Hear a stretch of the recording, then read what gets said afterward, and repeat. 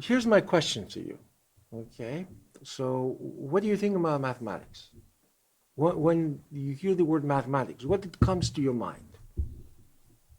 Do you want to go first? Uh-huh. Sure. But be honest. I Yeah. will be honest. Yeah.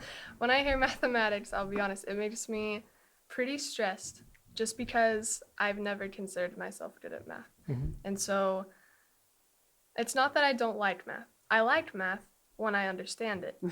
It just depends on when I understand it. But Mhm. it's not, I consider myself an artist, and that seems to be polar opposites with math. Mhm. But as my project, I combine them, and it's changed the difference. So it's accurate to say that what you say, the perception is that here's mathematics isolated from every other subject. That's pretty much what the message comes. What do you think? Well, I always found math to be a little bit of a stoic subject, a little bit of very black and white in subject matter in comparison to history, where there are many interpretations for historical events. Math is far more straightforward. And I mean, at first I didn't like that. I've always been fluctuating between liking and not liking math. For example, in fourth grade I might have loved math, but in fifth grade I might have completely hated it. But I mean, now I find this kind of peacefulness with the other subjects, because I'm seeing that in my field of interest, economics, history, and literature. Math is very essential in understanding how, for example, economics works. And once you understand economics through math, you can understand many other subjects and track down the root cause of things. And so, to conclude, I mean, I find math to be difficult at times, as it requires immense patience to make sure you're doing it right, to make sure that you're not making mistakes along the way. And speaking of mistakes, you're going to have to go back and correct them and make sure they're right in order to get a correct final result. And I guess it comes down to persistence and willingness.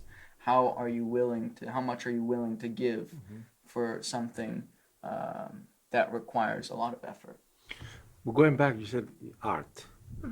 Well, if you really define your art, do you think in order to be a good artist, you have to be persistent?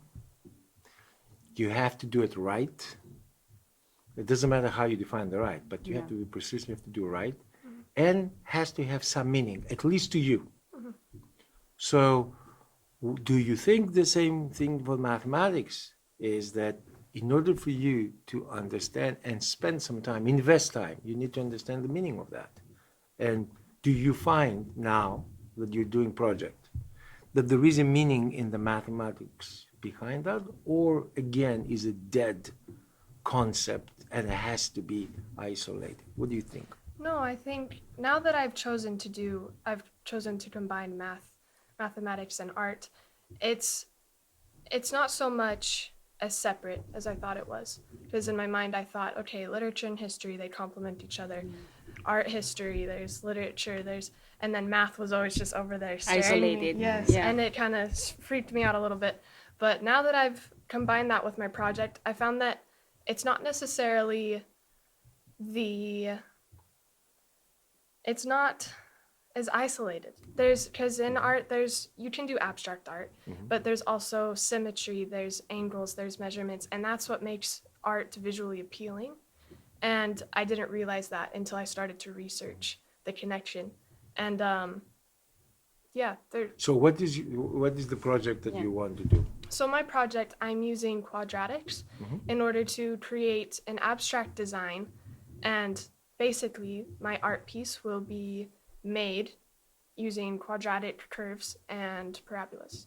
Now, if someone told you, let's say about 6 months ago, or a year, that you're going to take this boring concept of quadratic equations and you create art, what do you say to this person? I wouldn't have done it. I would wouldn't say, have believed what do that. you smoke, right? Right? Correct. So what will be your project? So my project focuses around one of my passions, that's photography. And I want to take this fairly simple concept of linear equations that I think we're taught in 6th grade and expand that to photography. Because, there are 3 main non-border languages in the world. That's photography, or mathematics first, art and photography, visual art, and music third. And what connects all of those is how math influences both their backbone, what they support themselves on. Especially in photography, there's an intense amount of science and math in the photographic process, and in art, the ratios, and in music, beats, tempo, everything really in those 3 non-border languages revolves around the basis of math. And so I want to take, I wanted to graph and find an equation through one lens that could theoretically be applied to all zoom lenses. And that is, in a zoom lens, you have something called minimum aperture. Now, this right here is a zoom lens, and right now we have a completely open aperture. But when I increase the aperture, hold on, let me find it. When I increase the aperture, if you can see that ring right there moving, that's called aperture. I don't know if you can see that. That's called aperture, and that really controls the intensity of the light that comes in through the lens and exposes onto the sensor. And so when you zoom on a zoom lens, the lens needs to compensate for that magnified light, and it changes the minimum aperture. So what I wanted to do, and what I want to do, is to create an equation, the linear relationship between zoom and minimum aperture. How are you going to use that Well, for your project? I mean, you're doing a project. Why? At the end of this project, what are you going to learn that will help you out with your passion? Well, mainly, aperture controls 2 aspects, as I said, the intensity of the light that comes in, and also something called a depth of field, which is how blurry the background of the subject is. So when a photographer understands the mathematical connection between zoom and minimum aperture, they can actually better themselves in their technique by being more able to quicker identify the patterns in the depth of field. Now, from your perspective as a mathematics faculty, what does it give you in advance, the fact that you can engage the students with projects? So therefore, is it going to become a little bit more meaningful? Is it any advantage? What There is are from many your advantages end? because now students are able to see the beauty behind math. Plus, we can help students become more independent learners, okay? Because they choose a topic that's actually related to their passion or something that they actually like, and they get to combine it with math, which usually is not their favorite topic. And we as math teachers get to assess their independence, how much they work. Did they start from scratch? What kind of research did they do? How did they apply their knowledge that they learn in their classroom in their passion? Okay, how much are they using from the Algebra 2 course in their passion, in art or photography? Okay, it's amazing, and you see your students grow through a math project, and you see them students that actually when they started in the beginning of the year they were I don't know, hesitant. I might say it's really a small word to describe hesitant, but okay.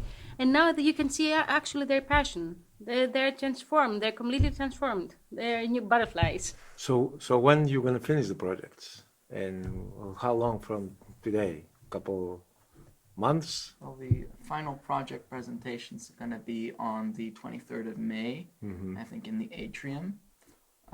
So you have what? We have about a month and a half. Yes. So we're going to see all of this beautiful stuff that you're telling us that's going to happen. Now, who decided what project you should undertake? Yourself, your teacher? I mean, who?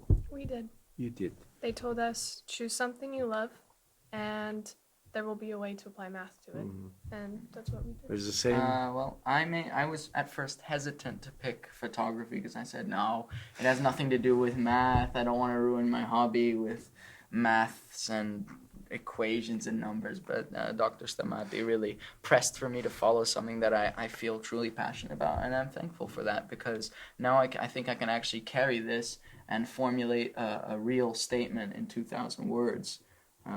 But whereas if I picked something that I wasn't passionate about, it wouldn't come so easily, and especially the written aspect of the project where we have to write our final thesis with support, with evidence, and with pathos in that.